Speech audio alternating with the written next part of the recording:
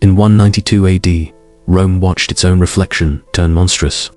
The emperor who should have been the heir to a philosopher king had become a spectacle of cruelty wrapped in laurel and lion skins.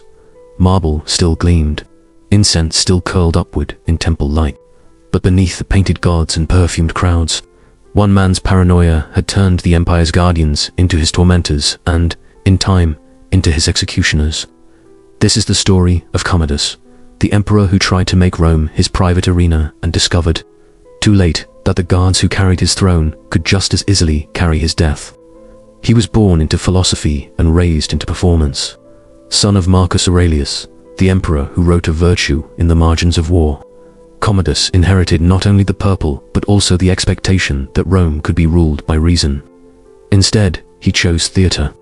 He turned the lessons of the Stoics into dust beneath sand and blood, trading his father's meditations for the roar of crowds.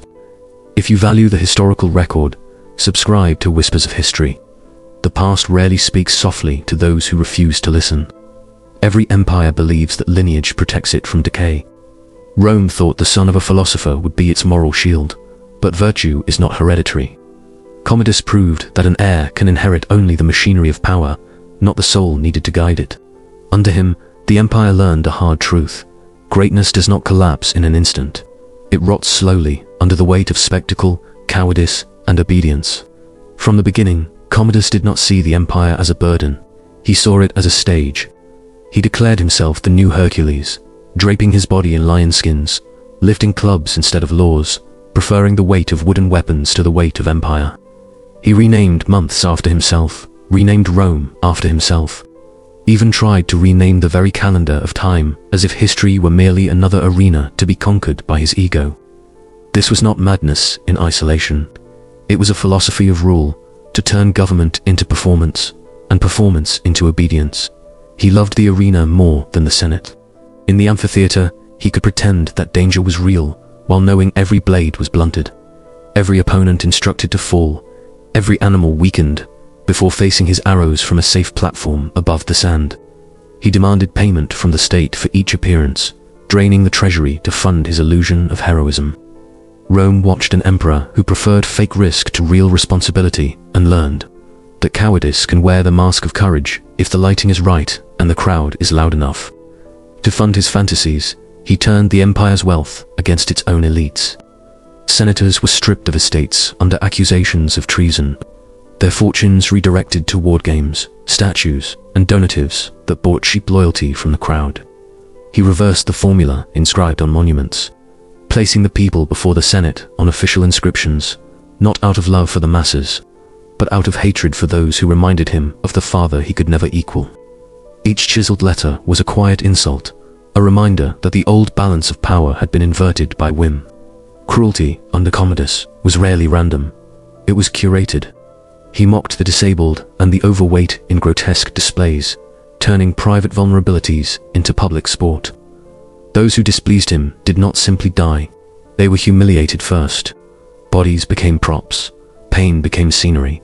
Rome prided itself on law, but under this emperor, law learned to smile while tightening the noose.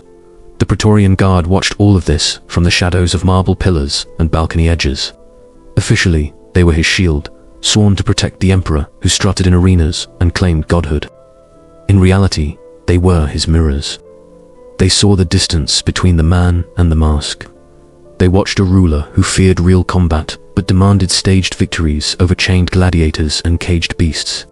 They learned that the heart of Rome now beat in time with one man's insecurity. Fear seeped outward from the palace like oil. Senators vanished. Generals were dismissed or executed, not for failure, but for competence that made the emperor feel small. Members of his own family, including his sister, died under accusations of conspiracy. In this climate, loyalty became a death sentence. The nearer one stood to the emperor, the closer one stood to the edge.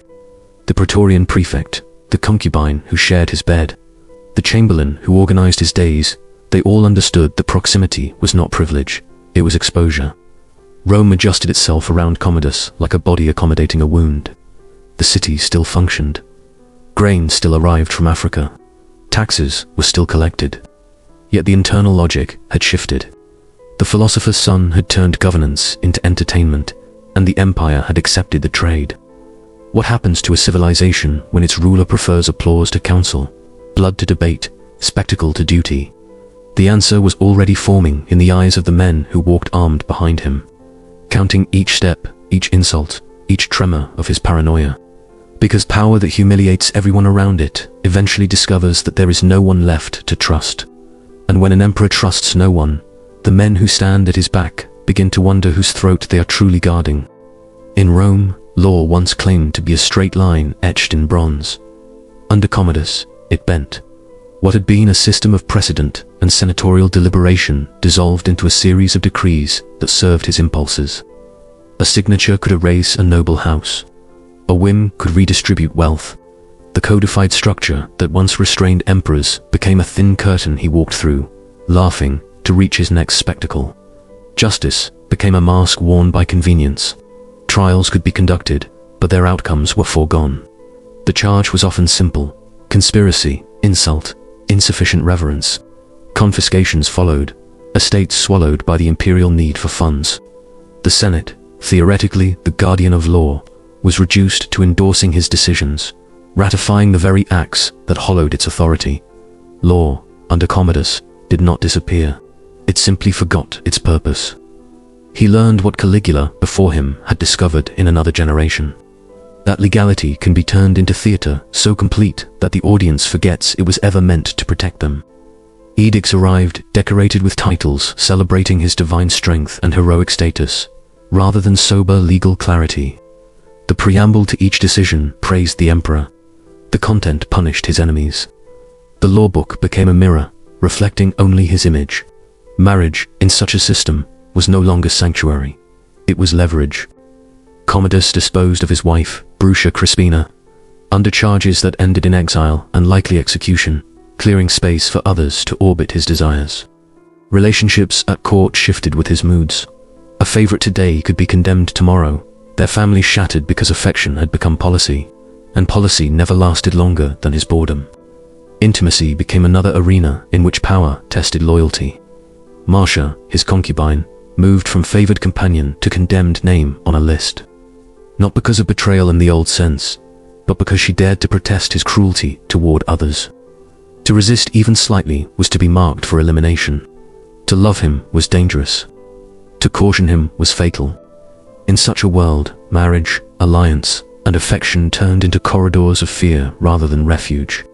The bureaucracy, once Rome's invisible backbone, also began to warp. Advisors like Clender used access to the emperor to sell officers, turning posts in the administration and even ranks in the Praetorian Guard into commodities. Corruption did not creep it, strutted openly through the palace corridors, counted in bribes rather than votes. Procedures persisted, but their meaning faded. Decisions were no longer about capability, but about purchase. Clerks still copied decrees, scribes still drafted reports, but everyone knew that the true line of power ran through whoever whispered into Commodus' ear that day. The state machine became a carousel of favorites, each riding high for a brief season, then thrown into the dust. The cost was not just financial chaos, it was the slow erosion of trust in any position, any structure, any written promise. When every office can be bought, every office can be distrusted. To maintain his games and donatives, Commodus needed money Rome did not have. He imposed new taxes on the senatorial class, seized wealth through accusations, and debased the coinage, quietly eroding the value of every transaction in the empire. What once was stable currency became a symbol of his hunger. Each lighter coin a whispered confession that the empire was being hollowed to feed his image. The economy shuddered under this pressure. Grain shortages, financial strain, and the extravagant cost of his appearances in the arena combined to fray the fabric of daily life. Yet the emperor kept fighting gladiators in staged combat, demanding fees from the treasury for each performance.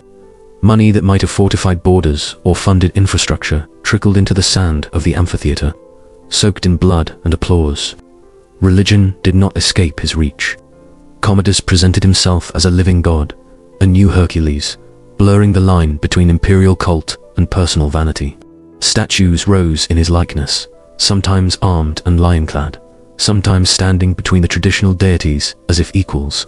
Sacrifices made to the gods were now also offerings to the emperor's constructed divinity. Piety turned into flattery. Priests adapted. They always do.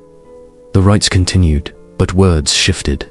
Prayers folding his name into invocations once reserved for Jupiter and Mars. Religion, in Rome, had long been contract. Under Commodus, it became endorsement. To worship correctly was to affirm his image. To hesitate was to risk suspicion. Faith simply changed direction, bowing toward the throne. At the base of this structure stood those who could not bow any lower. The slaves and unseen workers who made his spectacles possible. They prepared the arenas, cared for the animals, cleaned the blood from sand and marble. Some were even forced into the ring as foils for the emperor's staged heroism, dying or pretending to die so that Rome could witness its ruler's manufactured courage. Their suffering was not a side effect, it was the fuel.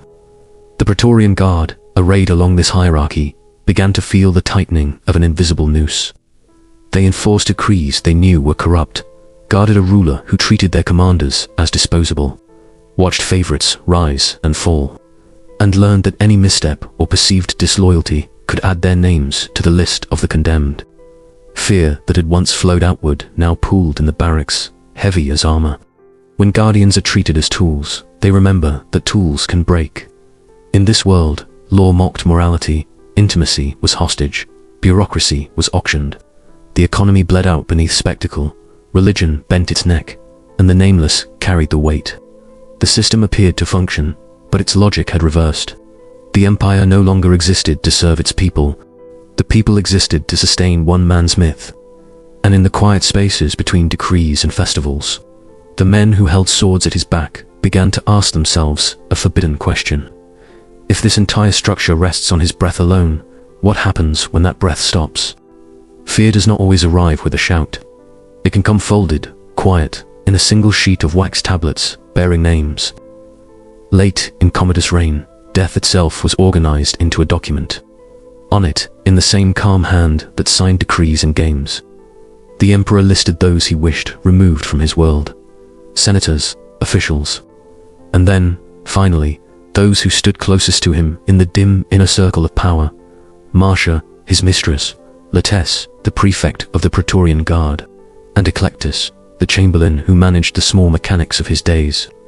The cruelty lay not only in the decision, but in the display. He showed them the list like a trophy. It was a private spectacle, another performance in a reign built on humiliation. The message was clear. No loyalty was deep enough, no intimacy sacred enough to stand between them and the next morning's executioner. They had heard the screams of others. Now they heard the soft scratch of their own names. The emperor who turned Rome into an arena had finally drawn his inner circle into the ring. In that moment, fear completed its circuit. It had flowed outward for years from emperor to senate, from palace to streets, from orders to prisons. Now it turned back upon its source. Marcia, who had shared his bed and watched his mind drift further into blood-soaked theater, understood that love, in such a court, was not a protection. It was a liability. Letus, who commanded the empire's most elite soldiers, recognized that his armor was decorative, not defensive. Eclectus, who knew the palace's every door and secret, saw that knowledge itself was now the most dangerous possession. They did not meet as heroes, they met as condemned. Terror brought them together in the narrow space between decision and dawn. The conversation they shared was not about justice, or the restoration of Rome's honor, or the memory of Marcus Aurelius. It was about time. How many hours until the list became an order? How many breaths before the Praetorians were ordered not to guard them, but to bind them? Their plot did not rise out of virtue. It rose out of the oldest political instinct in a corrupt court: survival. Yet even in that selfish beginning, something larger stirred.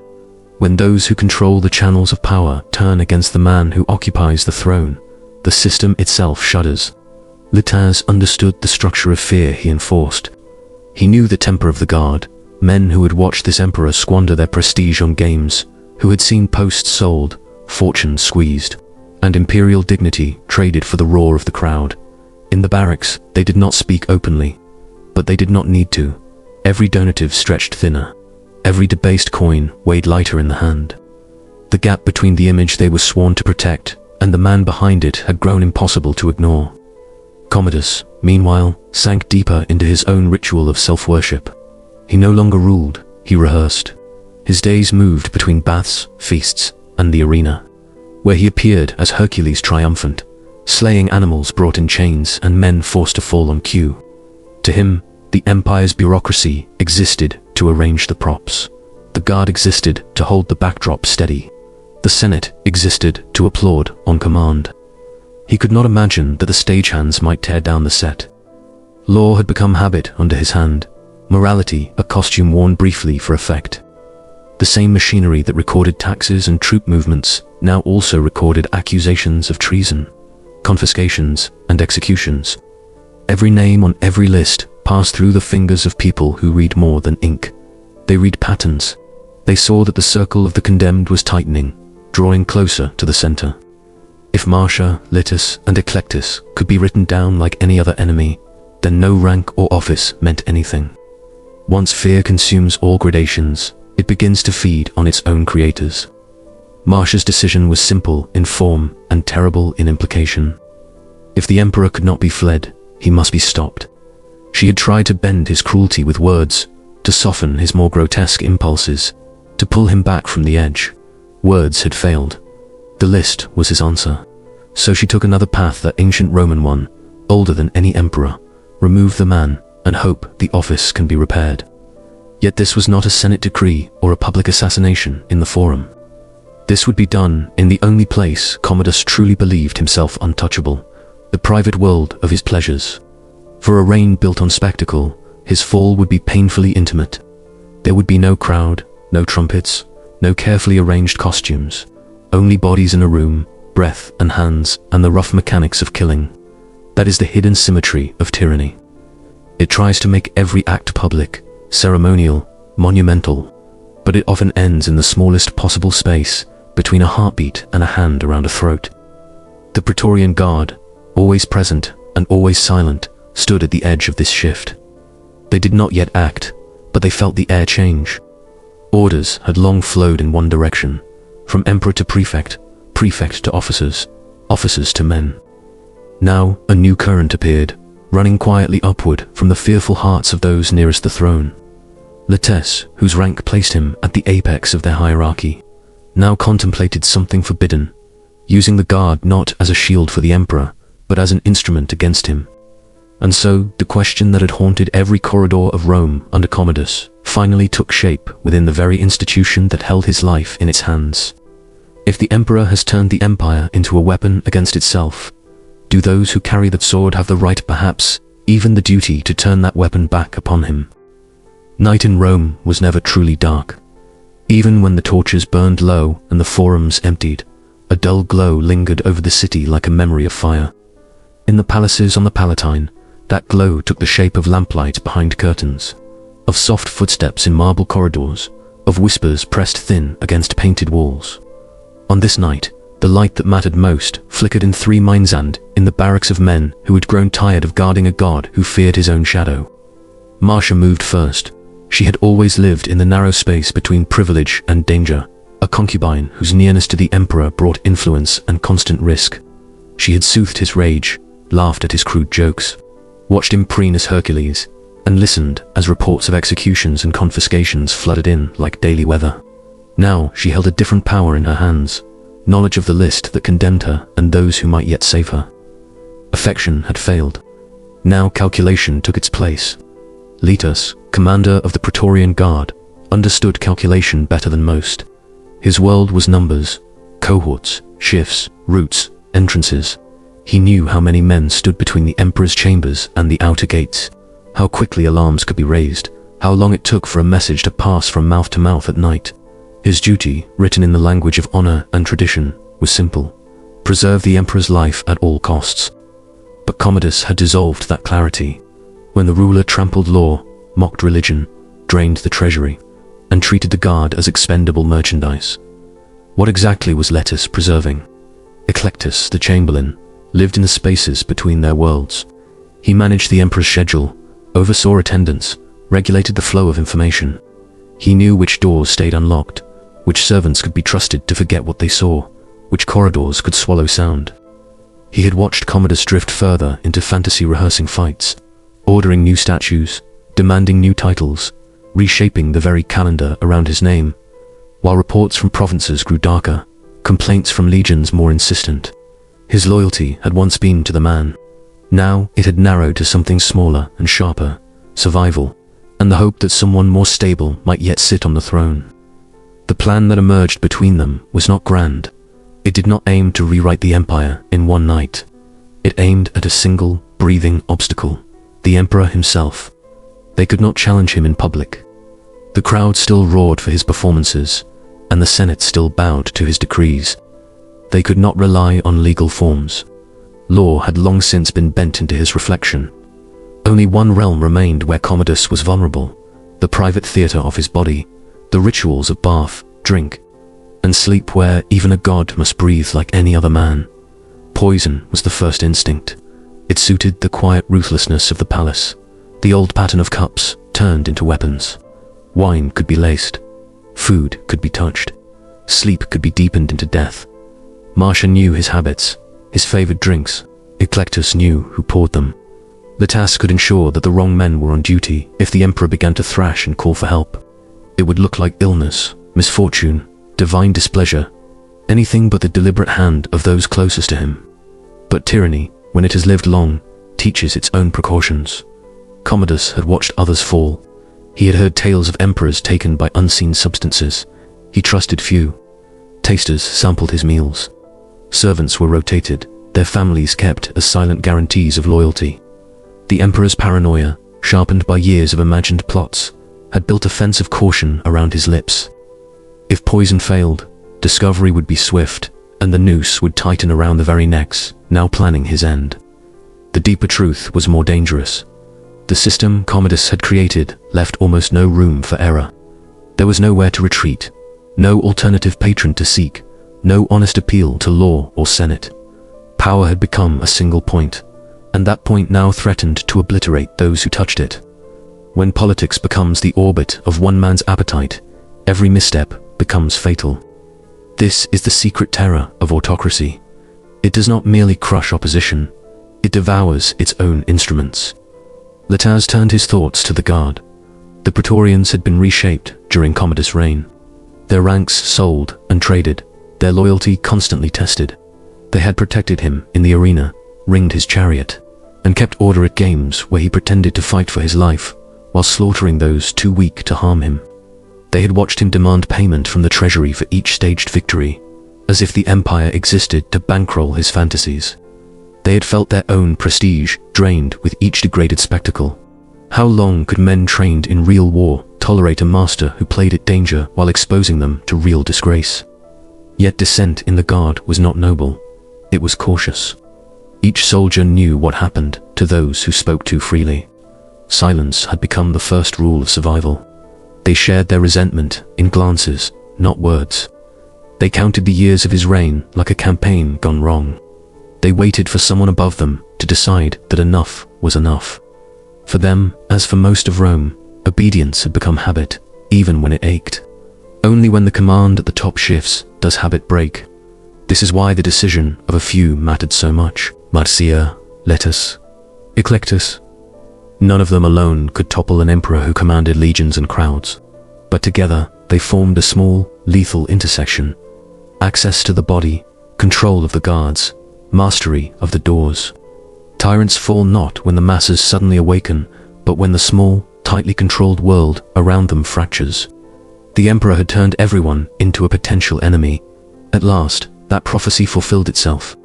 Outside, Rome slept under the weight of its own contradictions. The people who had cheered Commodus in the arena that day lay in crowded insulae, unaware that the man they had praised was marked before sunrise. The Senate houses loomed in the dark, columns standing like the memory of a republic that had long since surrendered its will. Temples held their flames steady, their gods now accustomed to sharing incense with a mortal who named himself Hercules. Slaves moved through kitchens and stables, performing the same tasks they had performed for years, not knowing that those tasks would serve a different master tomorrow. Inside the palace, the geometry of death tightened. Paths were traced, faces chosen, timings fixed. The emperor believed he inhabited a world of scripted danger, where every risk was calculated, every blow rehearsed, every threat neutralized before it reached him. What he did not understand was that he had taught his own guardians the mathematics of fear so well that they had finally learned to solve the equation without him. The knight did not yet know it was the last of his reign. That knowledge rested in the hearts of 3 people and the hands of men who had long practiced obedience. The machinery of tyranny still turned, smooth and oiled. But within its wheels, a small crack had appeared, invisible from a distance, irreversible up close.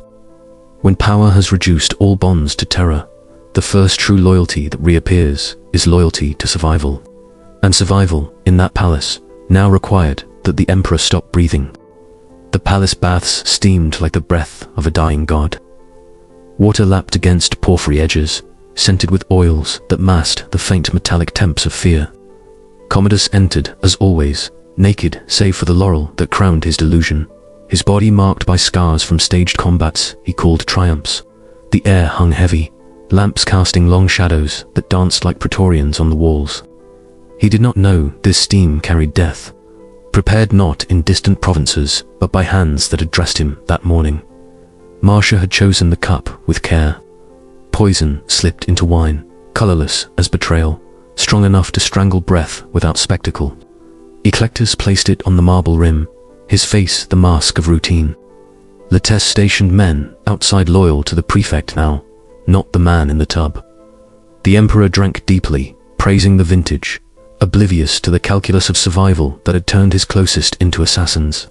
His laughter echoed first, then choked into coughs. The body of Hercules rebelled, vomiting forth what should have ended him. Rome's supposed invincible retched, like any mortal, water splashing with tainted bile. Guards froze in corridors, hands on swords, waiting for the signal that never came. Commodus staggered upright, eyes wild, accusing shadows of poison before blaming indigestion from beasts he had slain. Survival fueled his paranoia.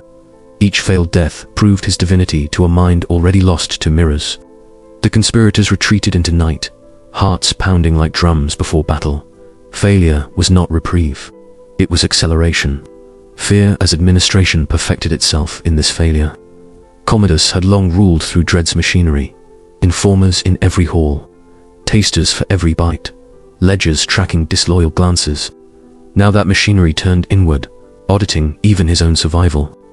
He summoned physicians, interrogated slaves, paced chambers lit by torches that revealed nothing but his own trembling. The Praetorians, witnesses to his weakness, exchanged looks in the dim. A god who vomited could bleed. Spectacle demanded recovery. Dawn brought announcements of divine illness overcome. Crowds herded to temples for thanksgivings to Hercules. But the theater cracked. Senators whispered of omens. Priests adjusted rites uneasily. The economy, already strained by arena debts and debased coin, groaned under forced offerings. Slaves cleaned the bather stains, their rags absorbing what guards dared not name. Bureaucracy persisted decrees, signed, taxes tallied, but each scroll carried the scent of unraveling. The second attempt came swifter, laced heavier. Evening feast, platters of game from his kills. Eclectus oversaw the kitchen shadows. Marcia poured with steady hand. Lettuce doubled sentries, ensuring no interruption. Commodus devoured, boasted of strength renewed, then convulsed again. Muscles forged in illusion cramped. Breath rattled like sand under wheels. Yet dawn found him alive, raging at traitors unseen, ordering executions of innocents to cleanse the air. Poison failed twice, turning conspirators' fear to desperation. Blades whispered of other paths. In the guards' barracks, resentment hardened. Praetorians had borne Commodus' whims, escorting chained foes to arenas, applauding arrows into weakened eyes, collecting fees he demanded from treasury for mock heroics. Clender's auctions had sold their ranks. Lattes promised reform. Now they saw their prefect marked, felt the noose shared. Fear migrated from palace to ranks, unifying men who once policed each other. When guardians taste their own disposability, obedience frays. Religion bent further under strain. Temples filled with his statues, lion-skinned between immortals, demanded sacrifices doubled for his miraculous survival. Vestals intoned his name amid sacred flames. Augurs read entrails as proofs of favor, yet priests murmured of hubris, slaves overheard God's silence. Commodus paraded as Jupiter's heir, but baths revealed frailty. Faith, once contract, became desperate theater. Slavery's unseen hands accelerated decay. They mucked arenas slick with prior blood, starved beasts for imperial ease, dragged Noxi whose deaths sanctified spectacles. Now they scrubbed poisons, traces, their silence the empire's glue. Guards overlooked floggings, knowing shared fate. The base layer, crushed longest, absorbed shocks that cracked marble above. Letters convened the inner ring at midnight. Poison exposed them, subtlety died with it. Strangle him in sleep, Marcia urged, voice steel beneath tremor. Eclectus mapped unguarded hours. Lattes chose the wrestler, Narcissus' strong arms. No rank to betray. The guard would hold limbs, ensure quiet. No escape, no alarm. Dawn would proclaim natural end, Pertinax ready. Conspiracy shed subtlety for surgery. Commodus dreamed of arenas that night, lions falling scripted. Narcotics slipped into final wine by Marcia's hand, deepened sleep to abyss. Guards entered silent, shadows among shadows. Narcissus cord circled throat. Praetorian grips pinned flailing limbs. The emperor woke gasping, eyes bulging at betrayal by trusted flesh. Hercules choked, not on myth but rope, wet gurgles echoing marble-like arena. Death rattles denied crowds. No trumpets heralded fall. Guards cleaned, scrolls burned, lists erased. Pertinax proclaimed amid feigned grief. Rome stirred to new dawn, unaware its spectacle king perished in private agony. Commodus taught that power devours guardians until they devour back. When empire becomes one man's mirror, the reflection strangles the man. Rome woke to the news, the way it always received the deaths of its emperors, officially, calmly, wrapped in ritual. Commodus, the proclamation said, had died suddenly in the night, taken by illness or divine will. There were prayers, decrees of mourning, measured tears. The machinery of the state moved with practiced ease, as if changing rulers were merely a clerical adjustment. It was not. It was an autopsy performed on a living civilization. The Senate assembled, robes immaculate, faces schooled into grief that barely concealed relief. These were the men who had watched their estates seized to fund spectacles, their dignity mocked, their role reduced to a chorus for one man's fantasies. Now they stood beneath the same marble ceilings, reciting the same formulas, but the air felt different. The absence of Commodus was a presence of its own silence, where once there had been noise. They moved quickly, as all frightened elites do when danger seems briefly absent. They annulled his titles. They declared his memory accursed. Statues were ordered removed, inscriptions erased, the name Commodus scraped from stone. This was more than political revenge. It was an attempt at exorcism. Rome had seen what happens when the emperor becomes the measure of all things, when law, religion, economy, and spectacle fold around one man's appetite. The senators, who had bowed and applauded and signed, now tried to rewrite the story. He had been a monster, an aberration, a deviation from Rome's true nature. If his memory could be condemned, perhaps their complicity could be forgotten. They tried to make one corpse carry the weight of everyone's guilt. But marble remembers, so do ledgers. The same archives that preserved his excess preserved their signatures. The same coinage that bore his titles bore their approval. The same arena stone that had echoed with the crowd's cheers still glistened with blood that no decree could unspill.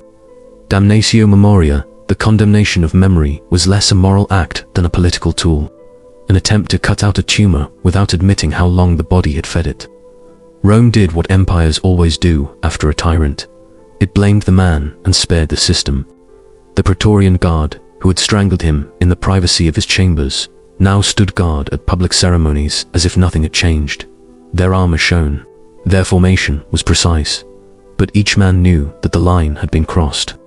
They had killed the emperor they were sworn to protect and discovered, in doing so, that the empire did not collapse.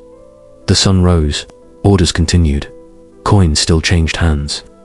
This knowledge was more dangerous than any plot. It taught them a new equation. The person on the throne was not sacred, he was negotiable. In this realization lay the beginning of another sickness. When the men with swords learn that emperors can be replaced at will, succession becomes a marketplace of fear and opportunity. The Guard had not acted for the Senate, or the people, or the gods. They had acted to save themselves. That motive did not vanish with Commodus' last breath. It remained, coiled within the barracks, waiting for moments of weakness. Power that had once been concentrated in the Emperor's body had migrated, silently, into the hands that held his life.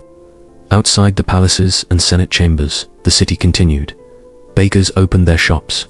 Merchants argued over prices now inflated by years of debased coin. Slaves rose before dawn to sweep courtyards, haul water, prepare food. In the Subura, rumors spread in fragments. The emperor was dead. Hercules had fallen. A new ruler was named. For the poor, nothing fundamental shifted. They had always lived under decrees written by distant hands, always fed by grain shipments they did not control, always entertained by games funded from pockets not their own. One man's death did not lower the price of bread. Yet there was a subtle change in the air, even among those who had never entered the imperial palace. The story of Commodus' end carried a quiet lesson. The emperor who had turned Rome into an arena, who had made law into theater and cruelty into currency, had not been struck down by foreign enemies or divine lightning. He had been suffocated by his own guards. The danger did not come from beyond the walls. It came from the very system that sustained him. If the center itself could betray the center, what did that say about the rest of the structure? The bureaucracy adapted fastest. It always does. Scribes who had once written Hercules Romanus now wrote new names with the same ink, the same practiced hands. Clerks who had recorded confiscations for imperial games now recorded decrees restoring some properties, adjusting taxes, calming provinces. The machine of administration did not pause to mourn. It turned efficiently, swallowing one narrative and producing another. The empire's strength lay not in any individual ruler, but in this continuity, this ability to repaint the facade while leaving the scaffold untouched. Religion followed, as it had under Commodus, but in the opposite direction. Priests who had praised his divinity now spoke of omens that foretold his fall. The same rituals they had bent to his ego were now used to condemn it. Sacrifices were offered for purification. Temples staged ceremonies of renewal, invoking gods who had supposedly tolerated his blasphemies in order to preserve Rome until this corrective moment. Faith, once more, acted as a mirror, reflecting whatever face power needed to see. Only the slaves and unseen workers moved through this transition without illusion. They had scrubbed his blood from stone, just as they had scrubbed the blood of his victims. They carried water for the new ruler as they had for the old. Their position had not improved. Their chains had not loosened. For them, Commodus was not an aberration. He was a continuation. Whether the emperor called himself Hercules or not, the foundation remained the same. Bodies turned into labor, into spectacle, into silence. In the shadows of Rome's monuments, a darker realization formed.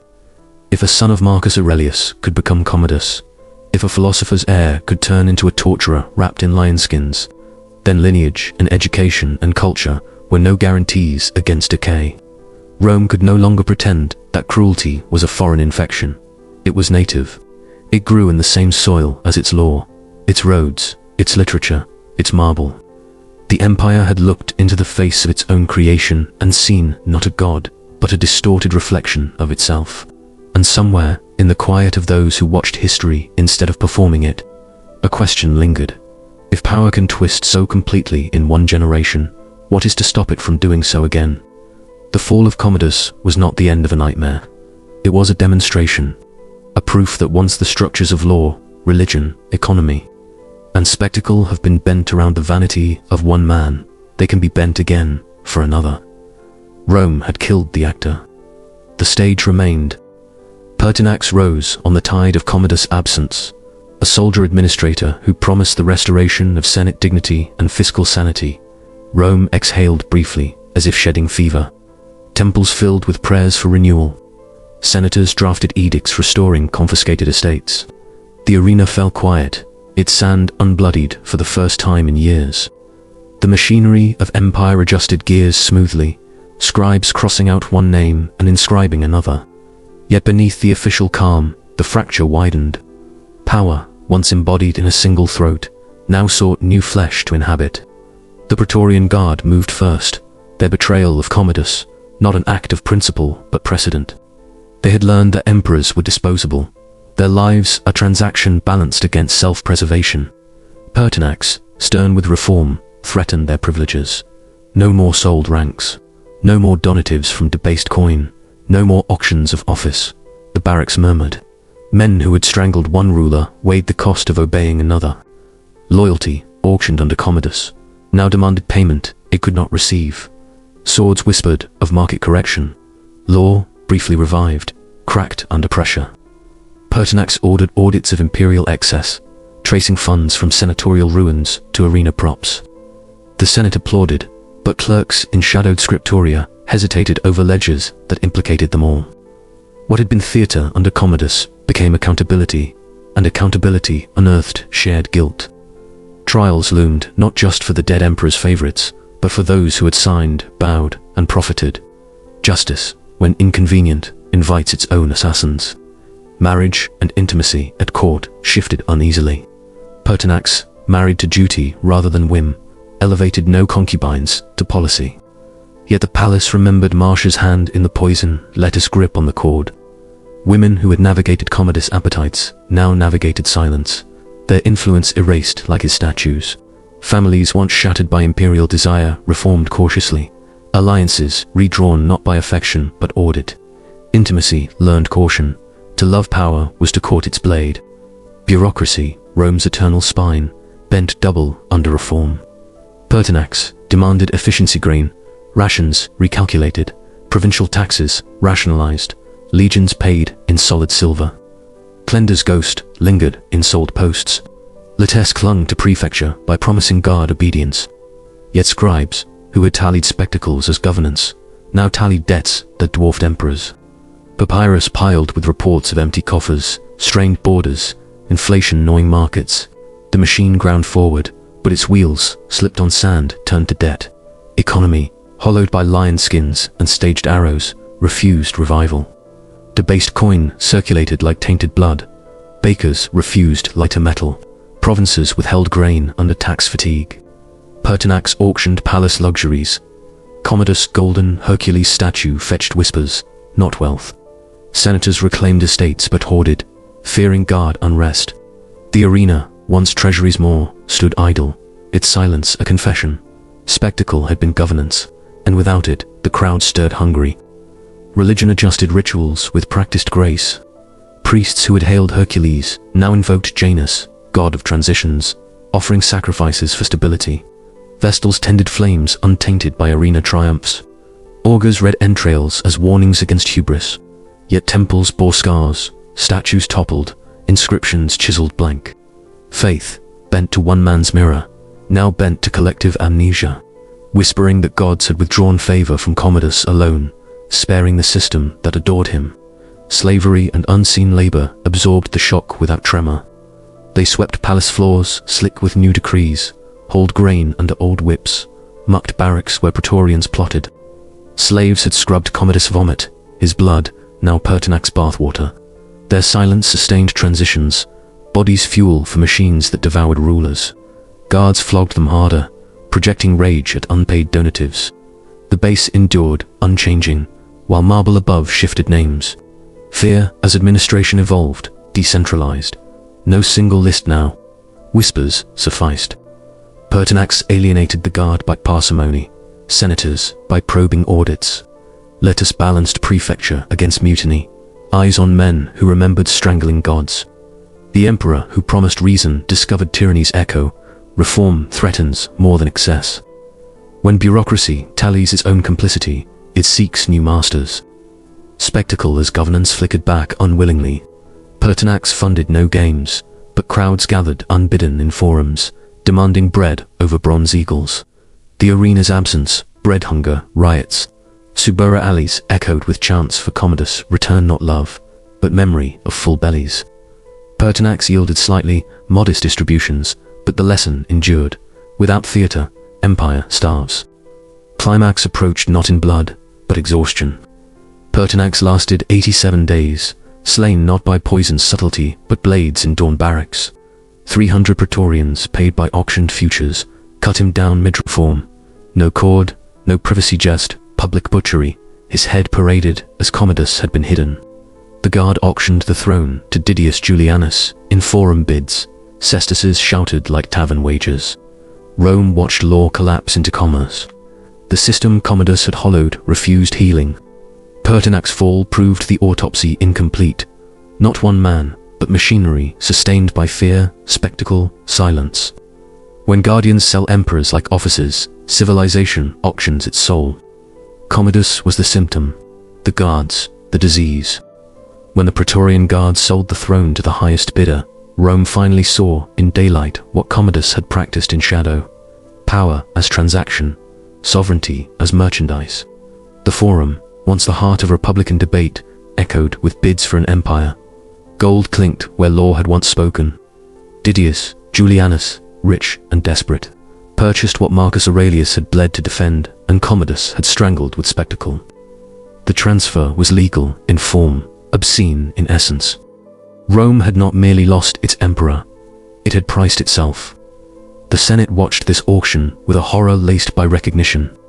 For years, they had sold silence in exchange for survival, dignity in exchange for proximity. Now the currency shifted from obedience to coin, but the principle remained. The Guard, having learned under Commodus that emperors die and the world continues, turned that knowledge into policy. They no longer needed to pretend the throne was sacred. It was a chair rented to whoever could pay for their loyalty. Law bowed before the logic of the barracks. Julianus entered the palace, not as savior, but as purchaser. His authority derived not from lineage, virtue, or victory, but from a contract with armed men whose allegiance lasted only as long as the money did. He walked through halls, still haunted by Commodus' shadow, past statues half removed, walls scrubbed of lion-skin reliefs, aware that he had bought not security, but exposure. Every corridor whispered a question. If the Guard could strangle one emperor and sell the next, what shield did his coin truly buy? Bureaucracy adapted to this new absurdity with its usual efficiency. Scribes updated titles, seals changed hands, edicts proclaimed continuity. Yet every document carried an invisible annotation. This decree is underwritten by a transaction. The economy groaned as new taxes loomed to fund promised donatives. Coin, already thinned by Commodus' vanities, had to stretch further. Markets felt the strain immediately. Bakers weighed loaves against metal that no longer held its word. Merchants listened for rumors of rival claimants advancing with legions. The empire's currency now fluctuated with the stability of one man's purchase. Religion strained to sanctify the sale. Priests performed rites for Julianus' election, invoking divine favor over a deal struck at Temples hosted ceremonies to bless his rule, but the gods themselves had been dragged too often into palace politics to retain their old weight. The people remembered how quickly divinity could be declared for Commodus and revoked at his death. Sacrifices felt hollow. Incense masked nothing. When faith becomes an accessory to commerce, even the most devout learn to pray with one eye open.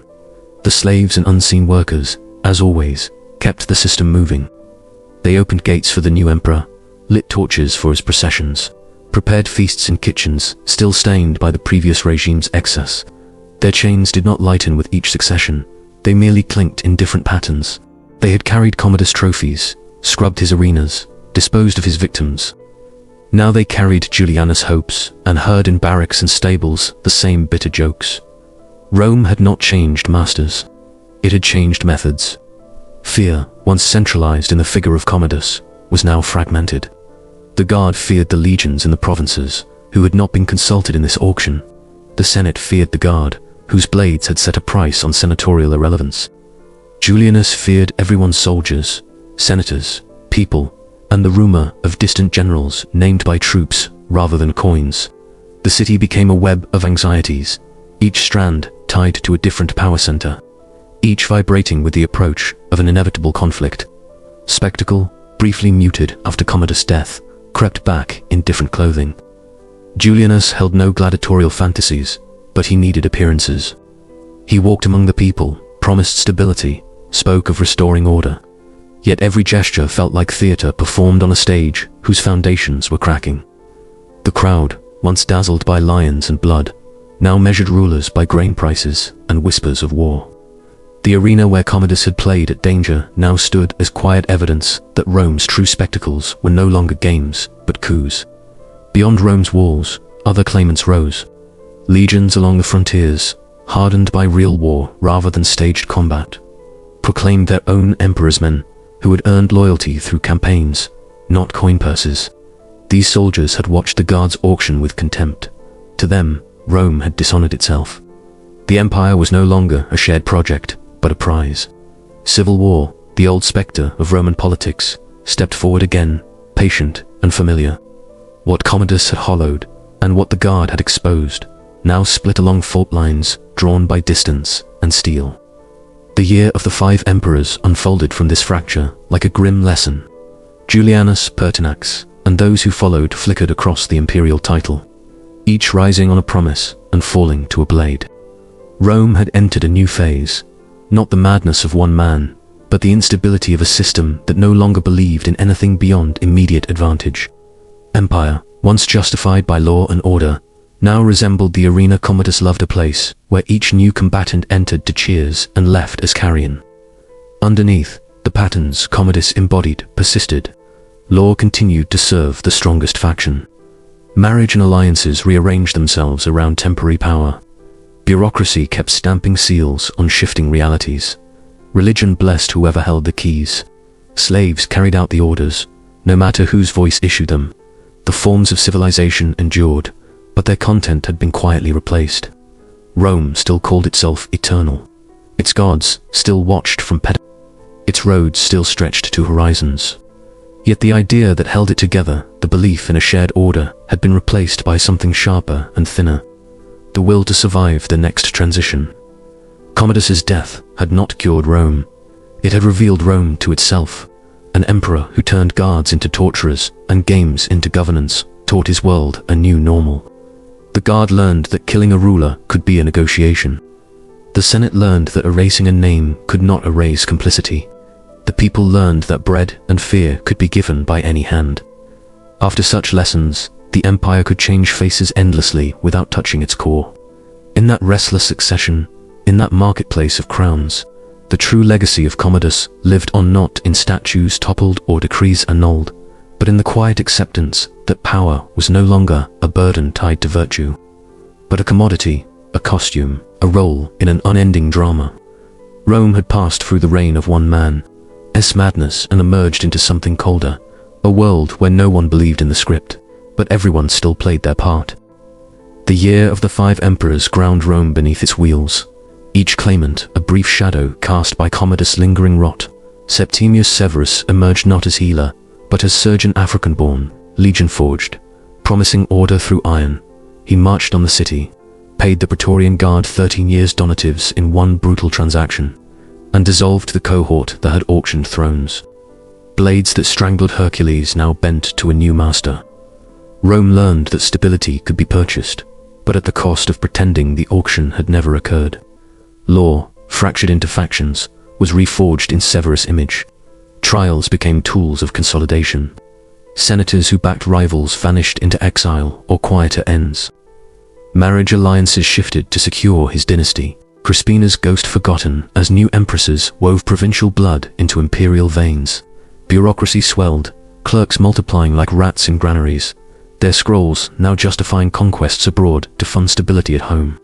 The machine accelerated, grinding provinces into uniformity. Economy, starved by succession, revived through plunder. Severus sacked Palmyra's wealth, debased coin further yet masked it with victories. Taxes climbed, senators bled not for spectacles, but legions. Grain flowed from Egypt under firmer whips. Markets stabilized on the edge of blade. Slaves poured into Italy from Danube wars. Their labor, the invisible tax funding, reconstruction. Rome ate, but tasted iron. Religion crowned Severus. He built arches to his triumphs, deified Pertinax selectively, tolerated Christians as provincial oddity while crushing their excesses. Priests blessed the Severan house, statues blending Hercules' muscle with Mars' discipline. Faith became policy, tolerate enough to rule, sacrifice enough to appease. Temples smoked with calculated piety, gods reduced to imperial footnotes. Fear as administration centralized again, but colder. Severus executed 200 Praetorians publicly, their screams a lesson etched in forum stone. Informers returned, rewarded for loyalty to family now. Guards, decimated, rebuilt with Danubian loyalty fiercer, less theatrical. Spectacle shifted from arena to triumph. Processions of chained kings, not caged lions. Crowds cheered real conquests, forgetting Commodus fictions. Slavery deepened into empire's vein.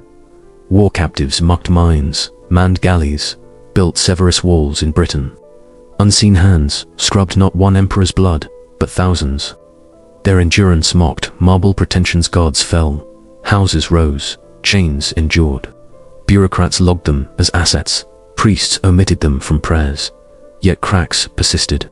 Severus' sons, Antoninus and Geta, echoed Commodus' fracture rivalry bubbling beneath triumph. Archers. Caracalla murdered Geta in maternal arms, blood-staining palace mosaics. Rome shrugged. Fratricide was merely succession refined. Law bent to cover it. Economy funded Caracalla's baths on eastern plunder. Religion deified the dead brother briefly. Spectacle evolved into oriental pomp. Caracalla as warrior god, slaying foes in Syrian sands. Guards enabled it, fear their silent wage. The Commodus cycle whispered.